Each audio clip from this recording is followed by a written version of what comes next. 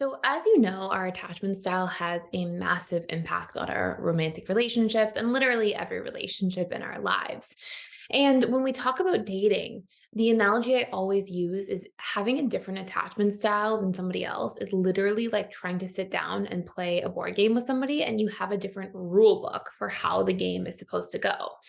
See, when we have a specific attachment style, we tend to bring in these subconscious rules, expectations, ideas about how relationships should be according to our own individual programming.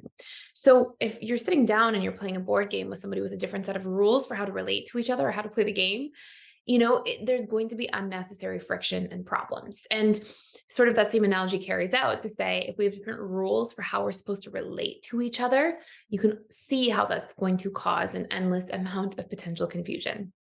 So, one of the big places that I find that people get the most stuck is in the dating stage of a relationship, specifically around pace at which the relationship is supposed to move, pace towards making a commitment, pace towards frequency of texting one another, frequency of engaging with one another in communication.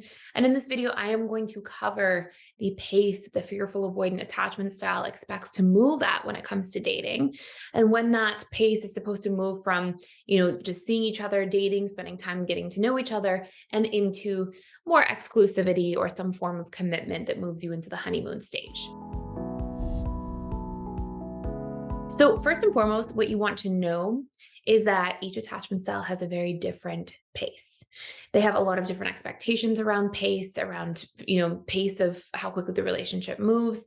And you can only imagine how much that actually has an impact because guess what? Even if you have a lot of things that are meant to go very, very well for you in the relationship, a lot of things working in your favor, if pace is not one of them, and if pace is working against you, it can actually really disrupt a relationship and stop it from really taking hold and gaining proper momentum in order for it to last. So, the fearful avoidant specifically, they tend to want to move at a slower pace than somebody like the anxious preoccupied attachment style, for example. But they tend to want to move a little more quickly than a dismissive avoidant. And generally, what I find is fearful avoidance between meeting somebody and getting to know them and having conversations over time to the point that they make a commitment with somebody tends to be roughly around 3 to 4 months. That's usually where I see the fearful avoidant end up. Now, what about texting? What about phone calls? What about, so many other aspects of pace in relationships? Well, what you want to understand is that the fearful avoidant is always going through this sort of internal battle. And it's because growing up or wherever they develop their fearful avoidant attachment style, because yes, we can develop it through tumultuous relationships in our adult life. Basically, what happens is you get competing associations about love and connection. So on one hand, love is this really beautiful thing, and on another hand, love is a very terrifying thing.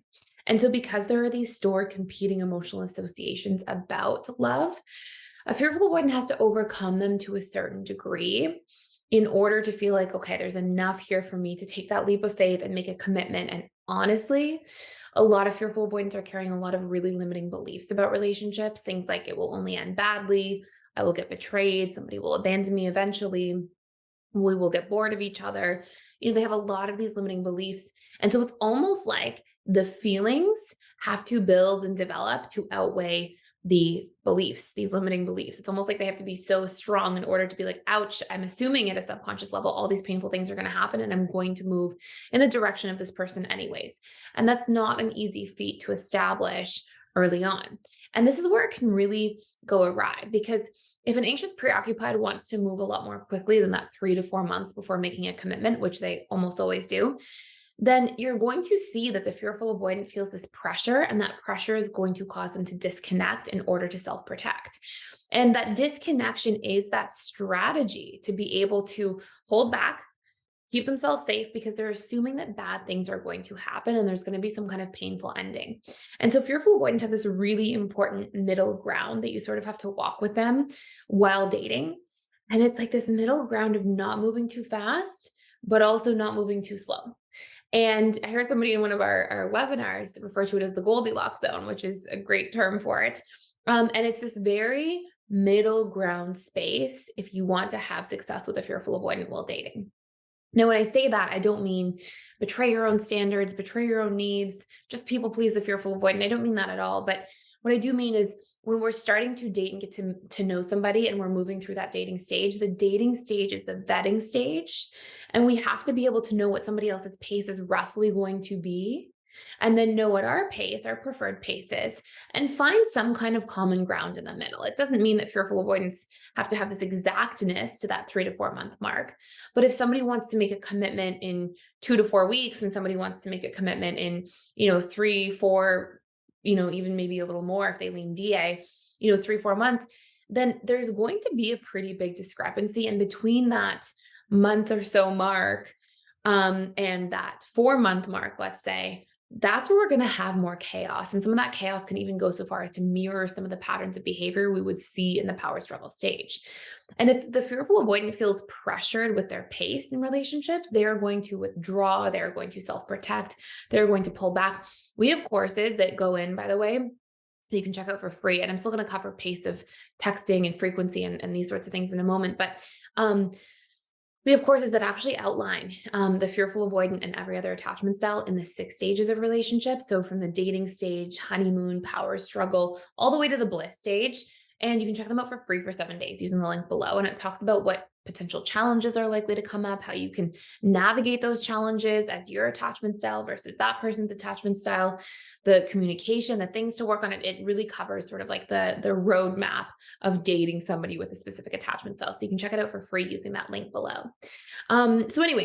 So that's one part, right? Fearful avoidants don't tend to like to commit before the 3 month mark. Sometimes when they're with APs, they really bond, they really connect. And sometimes they'll really push themselves essentially to commit faster. But usually I see like a boomerang effect that takes place. If a fearful avoidant pushes too soon and moves too fast without like taking themselves into consideration, because they do have that avoidance side, and that avoidance side is made up of a lot of fears around commitment and feeling trapped and losing themselves in a relationship and feeling enmeshed. Sometimes if they push too fast, they'll also jet really fast. It's almost like if they get pulled in too fast and they sort of have this realization like, oh my goodness, like I have to take a step back, I feel overwhelmed, rather than having a dialogue with their partner to say, hey, I feel like this moved too fast. Can we just go more slowly? Can we spend a little more time still, working on ourselves? Can we, have a little less pressure on the relationship, but keep moving along and just at a slower pace? Oftentimes rather than having a dialogue like that, the fearful avoidant will go, this is too fast. I moved too fast. And now I have to break up. And, that's why it's really important to be able to sort of navigate a pace with somebody, because without going into that like Goldilocks zone in the dating to honeymoon stage, often fearful avoidants will panic and self-sabotage instead. So that's generally a good time. And that's also the appropriate amount of time to like vet somebody, to get to know them. Believe it or not, usually a securely attached person comes in at around 3 months in terms of dating to commitment, because they're taking the time to vet. So FAs and securely attached people actually have the most similar periods in terms of where they want to commit. Fearful avoidance, it's because they're constantly being pushed and pulled between their anxious and avoidant side that creates an output about that timeline. And I'm not saying all FAs, but this is generally the biggest emerging theme. And securely attached people from a very healthy perspective usually have a similar output. So I'll go into some other things here for a moment. Texting, fearful avoidants usually text, and these are just rough estimates of things that I see a lot. And saw a lot in my practice and having so many dialogues with FAs over time. Fearful avoidants usually want to text and communicate like 2, 3 times a week as they're first starting to get to know somebody. That ramps up at around the 3, 4 week mark to communicating every day, but once or twice a day.